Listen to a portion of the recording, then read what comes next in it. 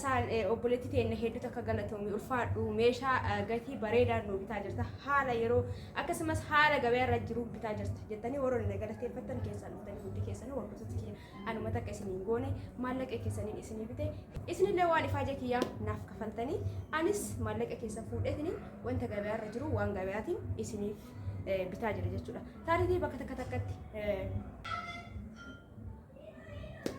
السلام عليكم ورحمة الله وبركاته. جرى جرتو ورفتك يا جالة موفيكا بتم وكم جرتم فيا كيسني على من نسانا من كيسنا جالس نجد أورون بيا جرتني سورون بيا كيسنا جنا جرتنيس مرت كيسنا وبكم جرتني تي لكن عندك يا سنا كوس نيجت شهران كنا ميشا أجايبات وقبل اسمي بفتن جرى ورفتك يا إيجا ميشا ورفتك كيسا وبوليتي تكفيدين جرى ورفتك يا ميشا كون كارشين كون مشان تامي توقف شانيف صدوم عن كم بتعمل شو كانت تناولين ترى لايك شير بتشوف كيسن دقتها من سنين جدا ورسالة كيا إيه أنا من لايك من كيسن لايك شير بتشوف دقتنا بكسان لو كومنت سنة تيارا مراد كيسن مرة إساتو إتجارة خاونة ديتن وين تنبل لسه وجراته إيه برسون دقتنا سنين جدا ترتين كيسن ولنا تاو فيديو غير فيديو تسند برسام يرو غاري وغير فيديو تندبرين هندي كيسانو وري ميشا أيجتني استوى وري بيجنا ما جرتن إن شاء الله وربي جدي نقلتني ربنا كانت نقلشوا قافا قلتن حالا قبيا هندي ساتو أدام بافتن إن شاء الله سنين جدا ميون دافون أولين ترى لا تقول شيء. إذا رفتك يا هنا نور اللي بتاعته رميشا كنا أما اللي نمني كوني وانت بريدة وانت فيديو كي لك إلى لودا نأجد تجراني كونو وان بريدة وان فانت سايقته كنا قد اللي جرا أكمل كيسان بيتا كونغر وأكتية بريدة جري وجاده في توقف بكرة كادم كون إسرائيل كونو وان تأي في نومة تبدأ تلعبه وأنا مرة فيسو لو أنا ملي أرتك أشياء سلكنا بكتنا كابتني ساونا سرقة ولا جتنا كذا كذا بود خلا كمان لما ناجي كونو إبشان جت ولا لما نسا إدام سنموتو دستي تنا كذا سبيكي ترى وانت هيدو اسم فيدو وانت وروما قبل جتولا فيدو في اللي أقسم السجنتا غرغراتي وان بريدة وان مالكين كيسا وصل أبوم واتي اسم إنجلورا هريدا هيدو فردا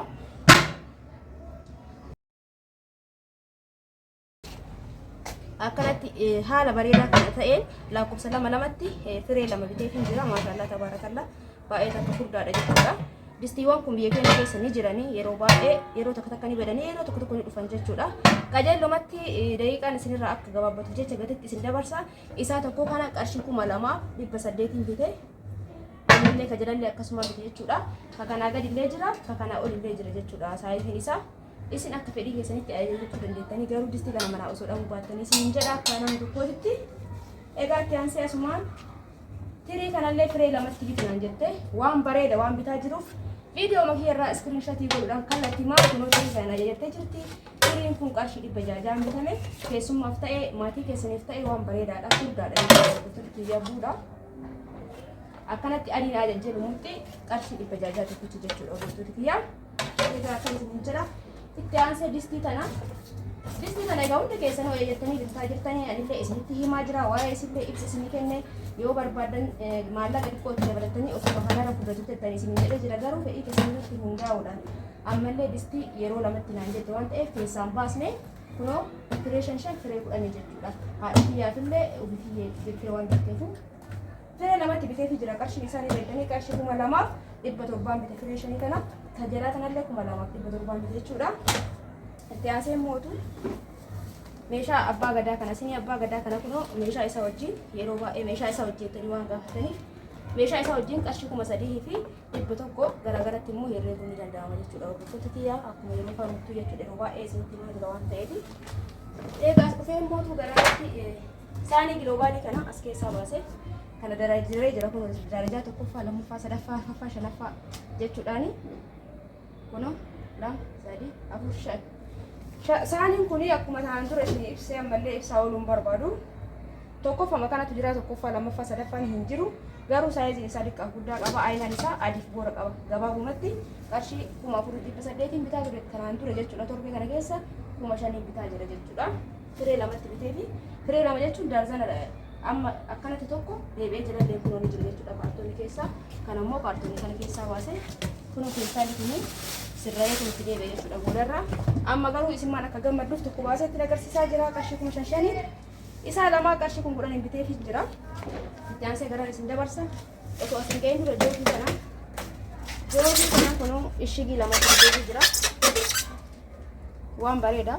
waan adda ta'e yeroo takka takka ija eeqaa yoo eeguu meeshaa mana keessaa yeroo ajajattan waan namni tokko bitee bitaan oolina waan bareedu namarraa dhiqoo adda ta'uu yaala isin jedha yaada kiyya garuu kuni maaliif ree ayi nama tokko iskiriinshotii gootanii ajajaan oolina waan bareeda irraa dhiqoo fooyyessaa isin jedha.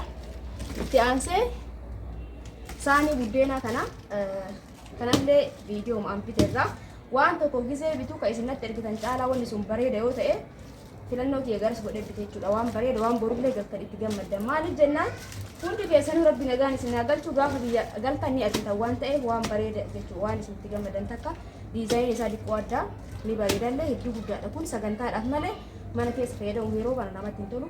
Yeroo iidaa yeroo keessummaan garaagaraa namatti dhufte yeroo sagantaa fayyada.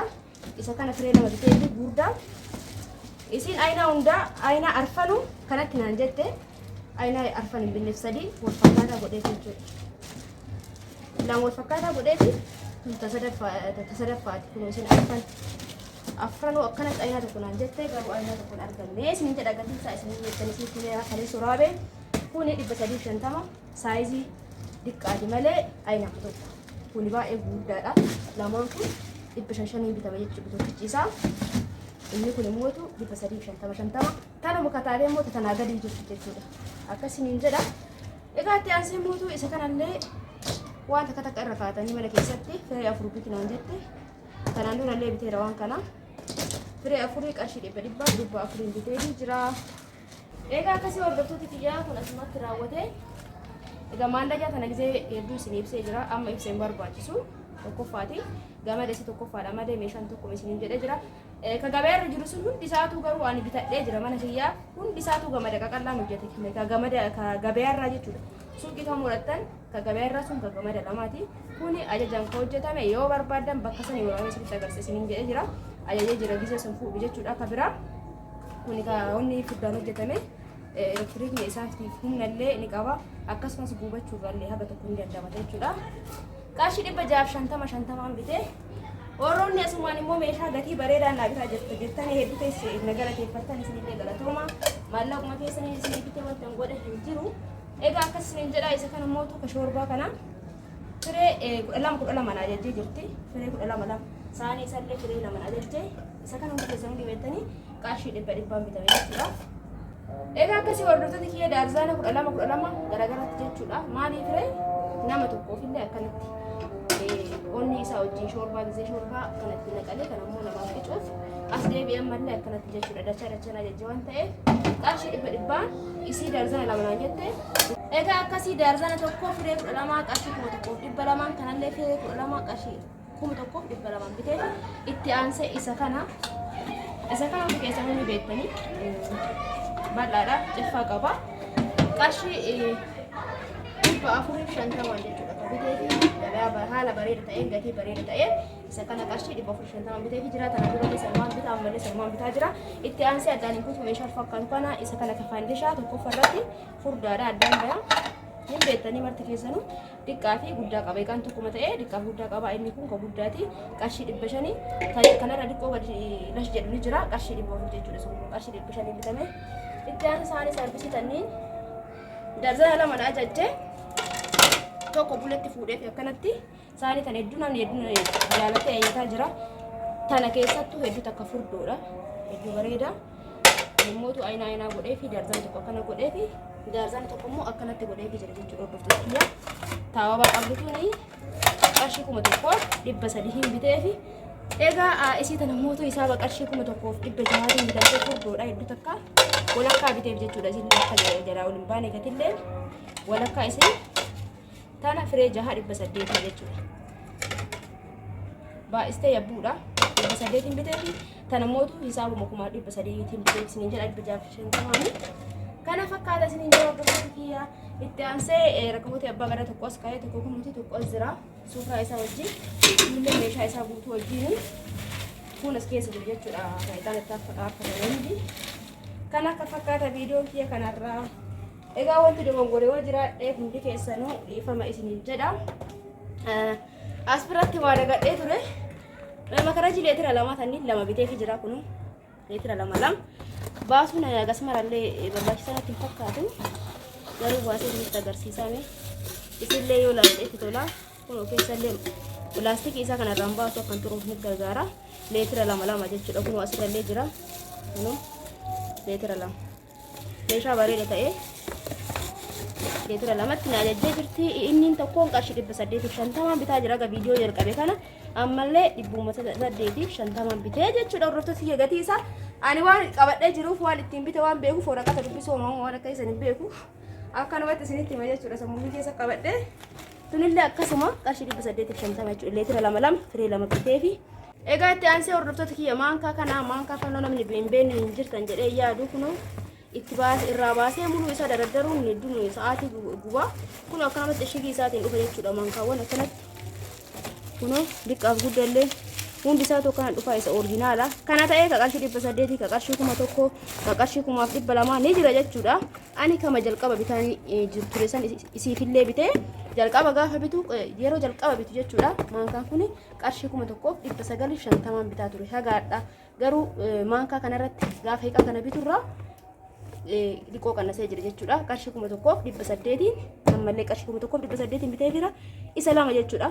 Meeshaan obboleetti tiyyaa hundi isaatu dachaadha. Innis lama mangorqoraan islam maandajaan kun islam hundi isaatu dachaa jechuudha. Tirillee lama waan hunduu rakabooti jookii saanee giloobaalii itti aansee distii guddaa waa hundaa maashaallah. Akkana isiniin jedha rabbi nagaan itti si haa galchu isin jedha obboleetti tiyyaatillee. Egaa hordoftoonni kiyyaallee hundi keessanuu galatooma ulfaadhaa warroonni yaada babbareedaan barreessaa jirtan akkasumas hundi keessanuu galatooma ulfaadhaa. Viidiyoo biraatiin nutti deebinaa laayikii sheerii gochuun hin dagatinaa. Gaafii barbaadan gaafadhaa.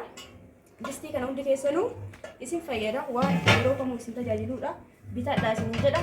Viidiyoo biraatiin hanga walitti deebinutti fayyanaa ta'aa isin jedha. Horaa bulaa.